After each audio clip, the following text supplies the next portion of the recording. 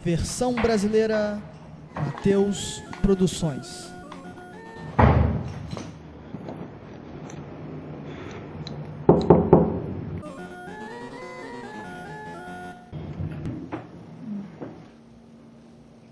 Cara, o que você tá fazendo acordado a essa hora, Jorge? Então, eu já tava indo deitar, eu só tô jogando a minha última partida. Desliga isso e vai deitar, Jorge. Tá ok. Mas eu posso te pedir uma coisa? Pedir o quê? Você pode contar aquela história que você contou pro seu amigo que veio aqui hoje? Você promete que depois ela vai dormir? Eu prometo! Então vamos lá, Jorginho. A história que eu vou te contar hoje é a do Quilombo Souza. Mas antes, eu preciso te contar outras coisas. Há muitos anos atrás no Brasil, existia uma coisa chamada escravidão, onde especialmente povos indígenas e negros vindos da África eram forçados a trabalhar a troco de nada. Os negros eram sequestrados e tornados escravos já lá no continente africano. E depois eles eram trazidos até o Brasil.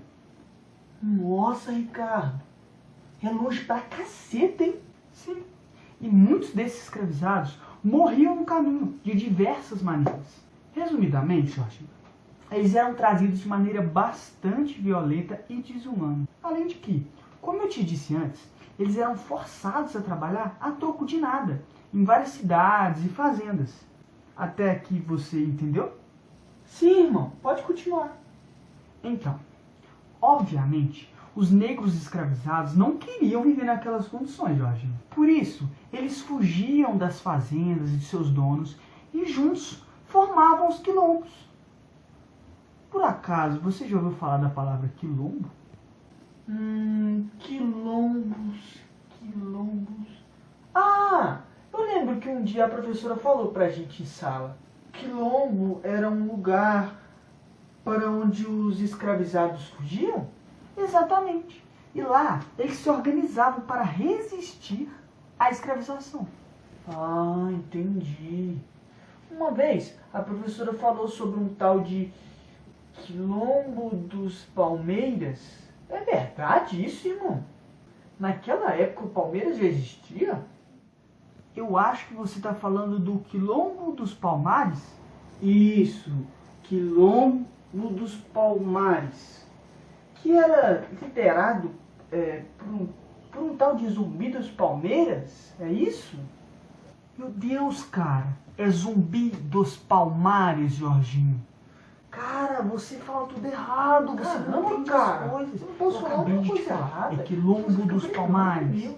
Não, assim, Zumbi cara. Dos Palmeiras, ou Quilombo dos Palmeiras. Acorda, Jorginho. Eu não posso errar. Enquanto eles discutem, eu te digo um pouco mais sobre Palmares. O Quilombo dos Palmares, um dos maiores quilombos do período colonial, surgiu nos últimos anos do século XVI, em Alagoas. Por volta de 1670, chegou a alcançar 20 mil habitantes, o equivalente a 3 vezes mais pessoas que o Rio de Janeiro da época. Apesar dos números, o Quilombo dos Palmares é uma exceção, já que uma organização desse tamanho não era comum. Agora, vamos voltar à discussão. Palmeiras, ou Quilombo dos Palmeiras. Acorda, Jorginho, presta atenção. Tá bom, já entendi.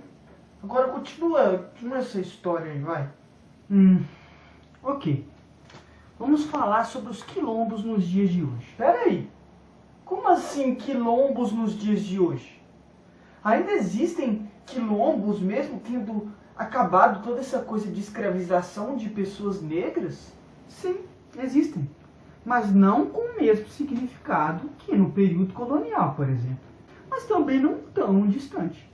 Hoje, os quilombos se fundamentam num conceito de resistência, assim como num princípio de preservação de tradições, saberes, práticas, memórias, entre outras coisas. Caramba, irmão! E quais são os quilombos de Belo Horizonte? Então, atualmente existem 6 quilombos identificados na cidade. São eles: Mangueiras, o Luizes, os Carolinos, Matias, Manzo e o Souza. Jorginho, hoje, 4 desses quilombos são considerados patrimônios culturais da cidade de Belo Horizonte. Mas o que significa ser patrimônio cultural da cidade? Consiste no reconhecimento de que os quilombos são bens belo-horizontinos que carregam um conjunto de saberes, crenças, tradições e práticas, além de que são importantes para a construção de uma história da cidade e são importantes para a identidade de várias pessoas. Uau! Os quilombos parecem ser mesmo importantes. Com certeza são. E o primeiro passo para protegê-los é reconhecendo as suas existências, Jorginho. Onde você aprendeu tudo isso, irmão? É que, quando você era mais novo, eu fiz estágio lá no arquivo público da cidade. E lá, a gente estudava sobre essas organizações, sabe? Entendi. Que legal.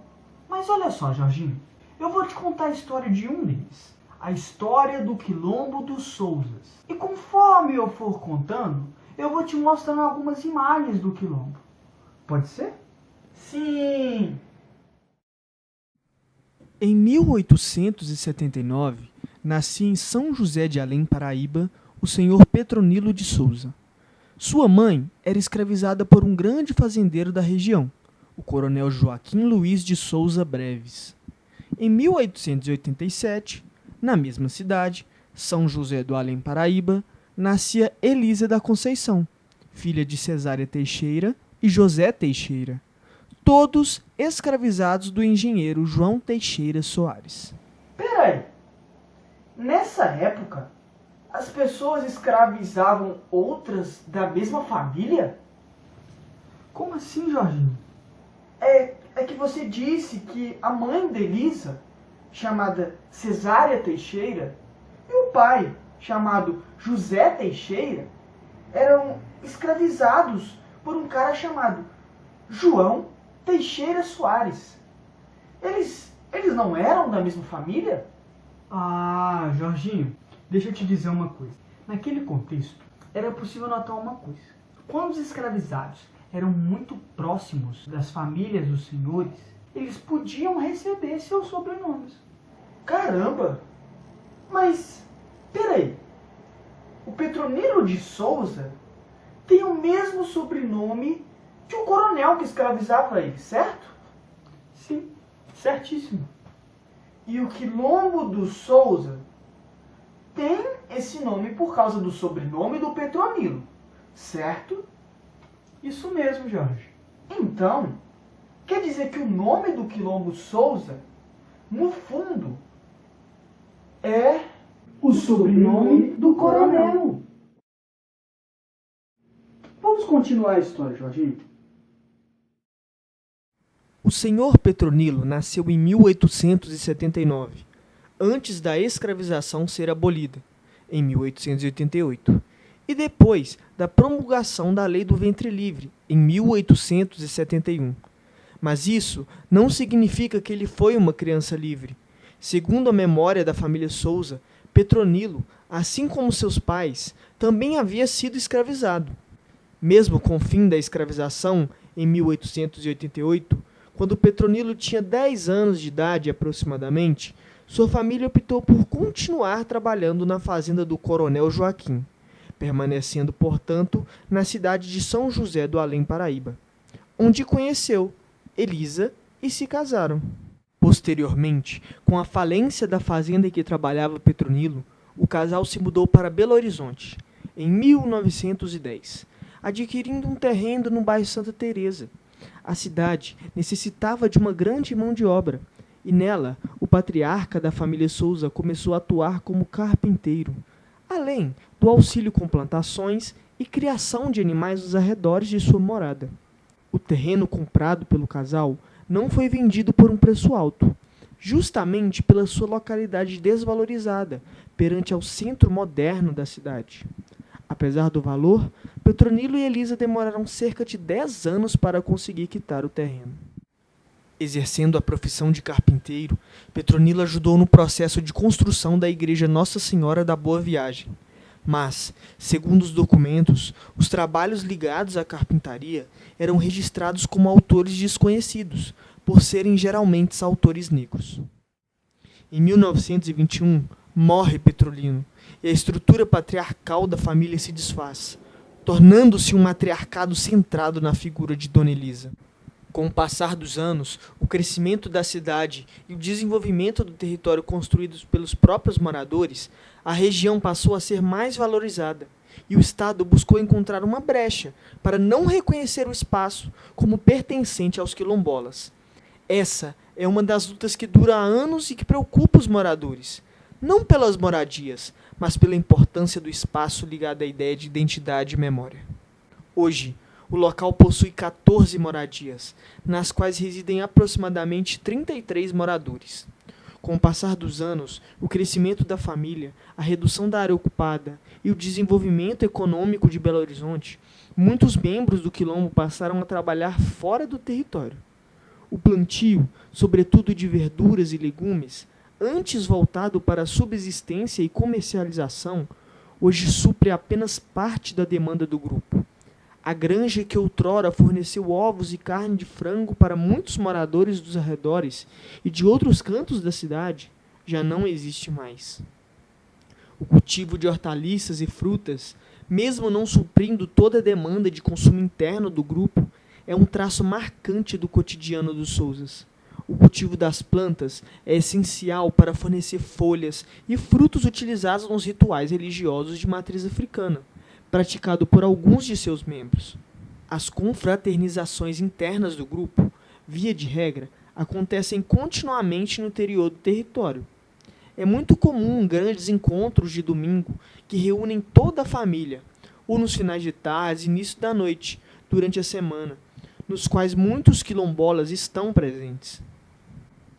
Os quilombolas também protagonizam eventos e celebrações que envolvem, além dos membros da família, moradores do entorno. A data de celebração dedicada aos santos Cosme e Damião é exemplar neste caso. Outro evento marcante é a festa junina. Antes restrita aos membros da família e realizada no próprio quilombo, o evento passou a receber muitas pessoas do bairro Santa Teresa e de outros cantos da cidade. Por fim, cabe dizer que o grupo possui praticantes de religiões de matriz africanas e, de forma análoga a outros quilombos da capital, evangélicos e católicos.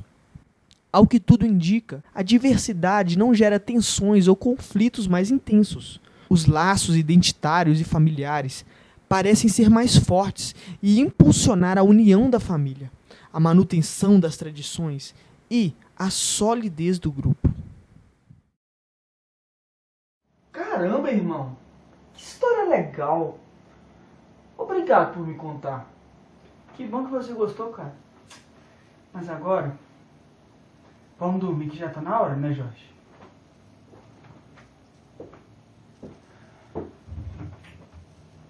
Boa noite.